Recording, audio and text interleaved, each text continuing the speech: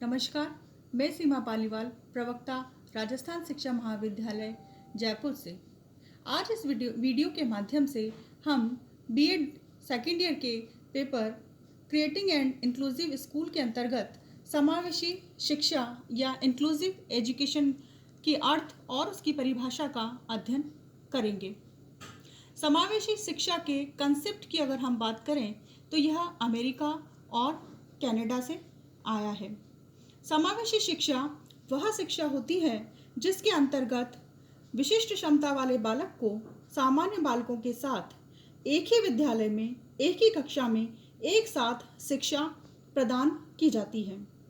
समावेशी शिक्षा को ज़्यादातर लोग अक्षमता अर्थात कम सुनने वाले बच्चे, विकलांग बच्चे या मंदबुद्धि बच्चों को सामान्य बच्चों के समान शिक्षा देना समझते हैं, मगर इस शब्द का अर्थ कहीं अधिक व्यापक है। एनसीईआरटी का कहना है कि धर्म, जाति, लिंग, समाज, परिवार आदि के आधार पर बिना भेदभाव के एक ही विद्यालय में शिक्षा देना समावेशी शिक्षा कहलाती है। इस प्रकार समावेशी शिक्षा का अर्थ, जैसा कि इसके नाम से ही स्पष्ट है, कि सभी को सम्मिलित करके बिना किसी भेदभाव के सभी प्रकार के बालकों और बालिकाओं की क्षमता को ध्यान में रखकर शिक्षा प्रदान करना है। समावेशी शिक्षा के अंतर्गत सामान्य बालक और विशिष्ट बालक, इस प्रकार सभी प्रकार के जो बालक होते हैं उन्हें सम्मिलित किया जाता है। सामान्य बालक वे बालक होते हैं जो मानसिक और शारीरिक रूप से पूर्णतः स्वस्थ होते हैं, जबकि विशिष्ट बालक ऐसे बालक होते हैं जो शारीरिक, मानसिक एवं संवेगात्मक रूप से सामान्य बालकों से भिन्न होते हैं। तो इस प्रकार के बालक जो हैं वो विशिष्ट बालक कहलाते हैं। अब अगर हम विशिष्ट बालकों को की देखें तो इन्हें भी दो श्रेणियों में विभक्त किया गया है। पहला बौद्धिक दृष्टि से और दूसरा शैक्षिक दृष्टि से। बौद्धिक दृष्टि से भी इन्हें दो श्रेणियों में विभक्त किया गया है, प्रतिभाशाली बालक और मंदबुद्धि बालक। प्रतिभाशाली बालकों को की अगर हम बात करें तो प्रतिभाशाली बालक वे बालक होते हैं जिनकी बुद्धि लब्धि या जिनका आईक्यू लेवल 140 या उससे अधिक होता है, जबकि मंदबुद्धि बालक वे बालक होते हैं जिनका आईक्यू लेवल 40 से कम होता है। इसी प्रकार से शैक्षिक दृष्टि से भी विशिष्ट बालकों के दो भेद किए गए हैं, तीव्र बुद्धि बालक और पिछड़े बालक। तीव्र बुद्धि बालक वे बालक होते हैं जो पढ़ने में तेज होते हैं और चीज़ों को आसानी से और जल्दी से सीख लेते हैं, जबकि पिछड़े बालक जो हैं वो शैक्षिक दृष्टि से पढ़ाई में पीछे होते हैं। इसका कारण जो है वो अलग अलग हो सकता है। अब अगर हम बात करें तो मुख्य रूप से तीन प्रकार के बालकों को समावेशी शिक्षा के अंतर्गत सम्मिलित किया गया है। जब हम बात कर रहे हैं कि हर प्रकार के बालक यानी सामान्य बालकों के साथ साथ विशिष्ट बालकों को भी शिक्षा प्रदान की जाती है समान रूप से सामान्य विद्यालयों में, तो यहाँ पर हम देखेंगे कि मुख्य रूप से तीन प्रकार के बालकों को समावेशी शिक्षा के अंतर्गत सम्मिलित किया गया है। पहला जो प्रकार है जिन्हें कि समावेशी शिक्षा के अंतर्गत सम्मिलित किया गया है वह है शारीरिक या विकलांगता। दूसरा है अधिगम निर्योग्यता अर्थात मेंटल डिसेबिलिटी, जिन्हें कि पढ़ने लिखने और सुनने में किसी प्रकार की कोई दिक्कत या परेशानी हो, तो इस प्रकार मेंटल डिसेबिलिटी वाले बालकों को। और तीसरा SC ST या पिछड़ा वर्ग अर्थात अनुसूचित जाति, अनुसूचित जनजाति या निर्धन और गरीब वर्ग के जो बालक हैं उन्हें भी इसके अंतर्गत या समावेशी शिक्षा के अंतर्गत सम्मिलित किया जाता है। अब हम विकलांगता की दृष्टि से देखें तो इन्हें भी चार श्रेणियों में विभक्त किया गया है। पहला है शारीरिक विकलांगता के आधार पर पहला जो प्रकार है या पहली जो श्रेणी है वह है दृष्टि बाधित। दृष्टिबाधित बालक वे होते हैं जिन्हें देखने में किसी प्रकार की परेशानी या दिक्कत हो। दूसरा है श्रवण बाधित, अर्थात जिन बालकों को सुनने में कोई परेशानी हो या कोई दिक्कत हो तो वे श्रवण बाधित कहलाते हैं। तीसरा है वाक्दोष।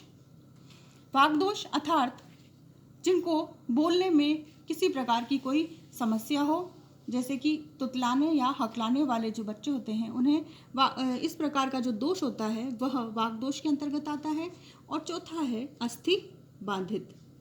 अस्थि बाधित जिन्हें चलने फिरने में किसी प्रकार की दिक्कत या परेशानी हो तो वे अस्थि बाधित की श्रेणी में आते हैं। अब विकलांगता की अगर दृष्टि से हम देखें तो इन्हें 3 श्रेणियों में विभक्त किया गया है। पहला है आंशिक विकलांग, जो थोड़े बहुत विकलांग हो, जिन्हें थोड़ी बहुत दिक्कत हो किसी भी तरह की, तो वे आंशिक विकलांग कहते हैं। औसत विकलांग जो एवरेज हों।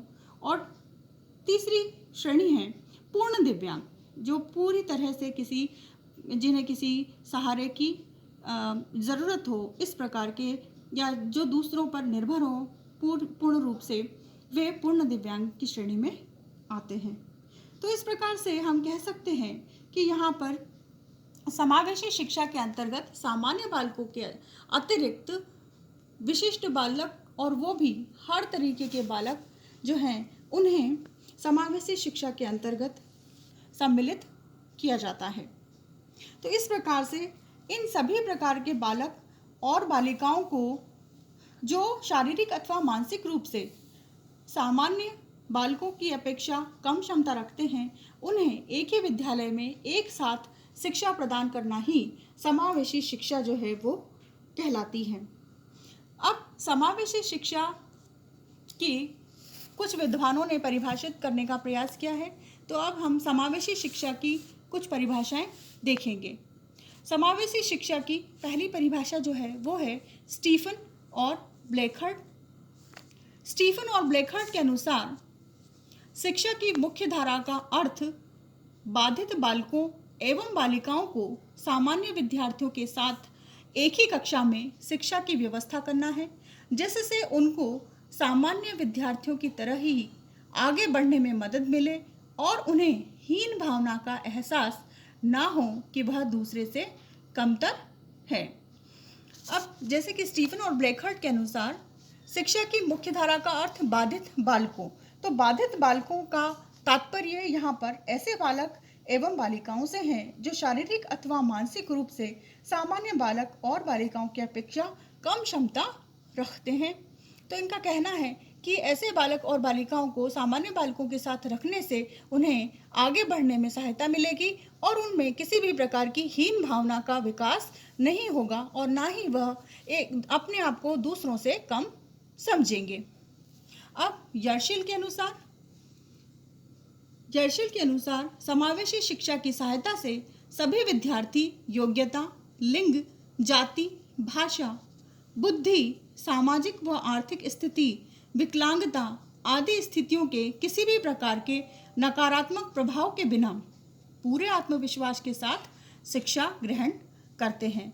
तो यहाँ पर हम कह सकते हैं कि समावेशी शिक्षा के माध्यम से जो विशिष्ट बालक बालिकाएं हैं उनके अंदर आत्मविश्वास की बढ़ोतरी जो है वो होती है। इसी प्रकार से आर के शर्मा के अनुसार हम देखेंगे समावेशी शिक्षा की परिभाषा। समावेशी शिक्षा एक ऐसी शिक्षा प्रणाली है जिसका उपयोग करके प्रतिभाशाली और शारीरिक रूप से अक्षम छात्रों को एक साथ शिक्षा दी जाती है।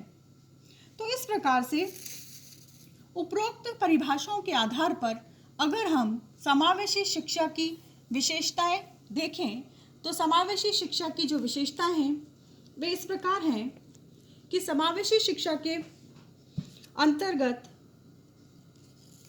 शारीरिक रूप से बाधित बालक भी सामान्य बालकों के समान महत्वपूर्ण माने जाते हैं। समावेशी शिक्षा समाज में अपंग तथा सामान्य बालकों के मध्य एक दूसरे के प्रति सहायता की भावना उत्पन्न करने में सहायक होती है। इस प्रकार निष्कर्षतः हम कह सकते हैं कि समावेशी शिक्षा एक ऐसी शिक्षा प्रणाली है जिसमें विशेष विद्यालय या कक्षा को स्वीकार नहीं किया जाता है। अशक्त बच्चों को सामान्य बच्चों से अलग करना अब मान्य नहीं है। विकलांग बच्चों को भी सामान्य बच्चों की तरह ही शैक्षिक गतिविधियों में भाग लेने का अधिकार है। आज की वीडियो में इतना ही। धन्यवाद।